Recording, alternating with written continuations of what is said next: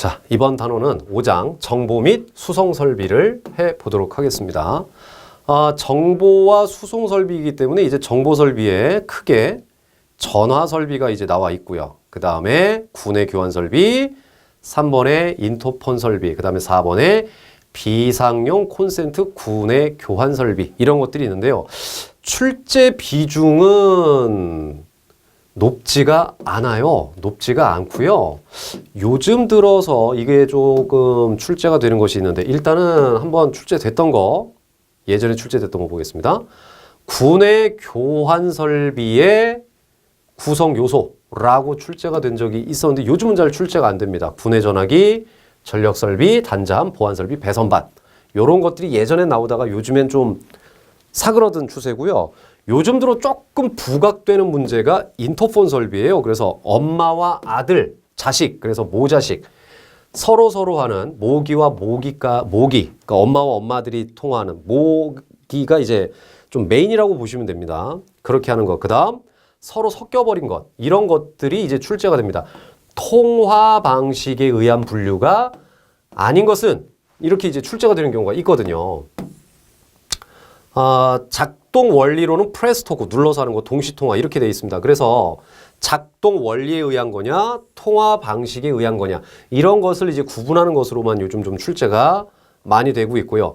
좀 예전에 출제된 것 중에 표시 설비 그래서 램프나 카드 숫자에 의해서 행위를 표현하고 다수가 알도록 하는 것, 뭐 야구장 전광판이라든가 이런 것들을 의미합니다. 자, 그 다음 수송 설비를 보겠는데요. 사람이나 물건을 실어서 옮기는 것. 그래서 대표적인 것이 엘리베이터가 있고요. 그 다음에 에스컬레이터. 이거 말고도 뭐 무빙워크라고 해서 이동보도 이런 것들이 주로 있습니다만 일단 엘리베이터, 에스컬레이터에서는요. 이게 이제 엘리베이터는 상하로 움직이게 하는 거잖아요. 그래서 엘리베이터 구조로는 회전력을 로프로 전달하는 기계, 그래서 권상기, 그 다음에 사람이나 물건이 타는 카 이렇게 존재를 합니다. 안전장치가 있어요. 위아래 수직으로 움직이기 때문에 안전장치는 반드시 필요합니다. 그래서 조속기, 과속 시 브레이크를 작동해서 멈추게 하는 것. 그 다음에 종점 스위치, 최하층과 최고층에 이르렀을 때 멈추게 하는 것. 헷갈리지 마셔야 될 것은 종점 스위치와 리미트 스위치입니다. 리미트 스위치는 최하층, 최고층에 이르렀을 때 벗어나지 않게 하는 거예요. 종점은 정말 다 왔어. 최고층이든 최하층이든 다 왔으면 거기서 그냥 멈춰라. 이것은 오차를 벗어나지 않게 하는 겁니다. 도어 스위치는 이제 문이 열릴 때, 문을 닫을 때, 이제 그럴 때 쓰는 거고, 완충기는 이런 일이 벌어지면 안 되겠지만 만에 하나죠. 승강카, 엘리베이터가 이제 밑으로 떨어졌을 때 밑에서 받쳐주는 겁니다. 그래서 이거 스프링으로 되는 것도 있고요. 유압장치를 쓰는 것도 있어요. 단 기사에서는 이런 것도 나옵니다. 완충기는 이제 전기로 작동되는 건 아닙니다. 참고적으로 그 정도만 알고 계시면 되고요. 구동 방식에는 교류와 직류 두 가지인데 결론부터 말씀드릴게요. 직류가 훨씬 빠릅니다. 오차 범위도 적습니다. 교류와는 정반대예요. 자, 교류는 다 나빠요. 다 나빠요. 딱 하나 좋은 거, 싸다. 나머지는 다 별로입니다. 속도 조절 안 돼, 제어 불가능해. 에너지를 발생시켰을 때 속도 변동이 있고 저속이다. 오차 크고 토크도 작고 승차감도 별로다. 이렇게 돼 있는데 직류는 다 좋아요. 뭐 하나가 반대일까요? 비싸죠. 네, 그거만이 좀 차이고 그래서 일단 교류가 좀 출제가 많이 됩니다.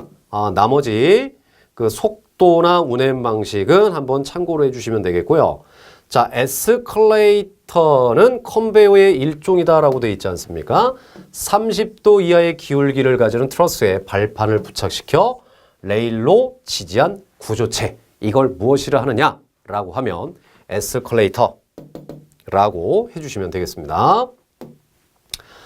지지하는 보나 기둥에 하중이 많이 걸리기 때문에 균등하게 하중을 걸리도록 하고 사람 흐름 중심으로 하고 주행거리는 가능한 짧게 하라라고 되어 있어요. 1분당 30m 이하. 이거는 굉장히 중요한 건데 아직 기능사에서는 출제가 잘 되지는 않고 있습니다. 자, 배치 방식으로도 여러 가지가 있고요. 자, 시야로 보면 직렬식이 가장 시야의 개방성이 높고 교차식이 가장 작습니다. 하나 말씀을 드리면 직렬식은 이런 거예요. 자, 슬라브가 이렇게 이제 존재를 하게 되면 에스컬레이터가 올라와요. 내려서 다시 갈아타고 내려서 다시 갈아타는 거예요. 점유 면적은 굉장히 커요.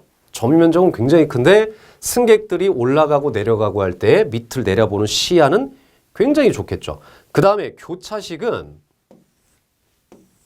자 이렇게 친구가 있을 때 슬라브가 있을 때 에스컬레이터가 양쪽으로 이렇게 되는 거예요.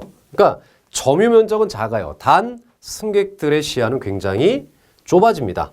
그래서 면적이 크냐 작느냐에 따라서 교차식을 쓸 건지 직렬식을 쓸 건지 하셔야 되겠고 자 에스컬레이터의 구성 요소도 출제가 좀 되는 것 중에 하나입니다. 난간 데크가 뭔가가 이제 출제가 됐었는데 핸드레일 가이드 측면과 만나고 상부 커버를 연결하는 난간의 가로 요소라고 되어 있어요. 자 난간 데크는 자 그림이 좀 이제 검은색으로 돼서 좀 그렇습니다만 자 이 위쪽에 이게 핸드레일이에요. 그 고무처럼 된 게 핸드레일이고 그 핸드레일이 있을 때의 그 받쳐주는 거죠. 그것을 이제 난간 데크라고 이제 부르게 되는 겁니다. 자, 이동 보도는 무빙워크 같은 거죠. 12도 이하의 기울기를 가진다라는 정도. 뭐 속도는 50m 이하, 8도 이하일 때는 경사가 8m를 초과할 때는 40으로 좀 줄여주는 이제 그런 거고. 컨베이어는 거의 대부분 물건을 옮겨주는 데 쓰는 겁니다. 버킷, 체인, 롤러, 에이프런 이런 것들이 있는데 롤러는 이제 바퀴가 달려 있어요. 그래서 여러 개의 롤러를 수평으로 해서 물건을 운반하는 장치라고 되어 있습니다. 자, 문제 한번 볼게요. 수성 설비 중 계단식으로 된 거로 자 30도 이하. 자, 여기서 답이 나오네. 트러스로 발판을 부착시킨 것. 자, 바로 에스컬레이터라고 보시면 되겠죠.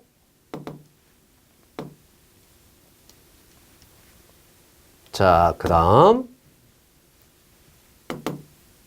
자, 예상 문제를 한번 보도록 하겠습니다.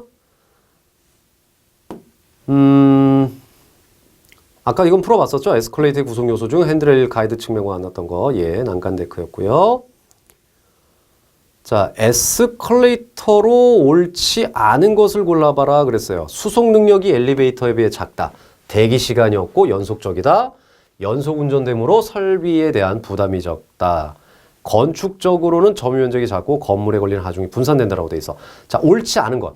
에스컬레이터는 계속적으로 움직이고 그러다 보니까 사람이나 어떠한 물건이 수시로 오르락 내리락 할 수 있기 때문에 수송 능력은 엘리베이터에 비해서 매우 크죠. 그 다음에 여기서 헷갈리지 마실 것은 솔직히 에스컬레이터는 점유 면적이 커요. 그런데 수송 인원, 수송 능력이 굉장히 크다 보니까 어느 정도 상쇄가 된다라는 거예요. 그래서 건축적으로 봤을 때는 수송 능력은 좀 작다. 이렇게 본다라고 이해를 해주시면 되겠습니다. 자, 이것으로 설비에 대한 모든 교육을 마치도록 하겠습니다. 수고하셨습니다.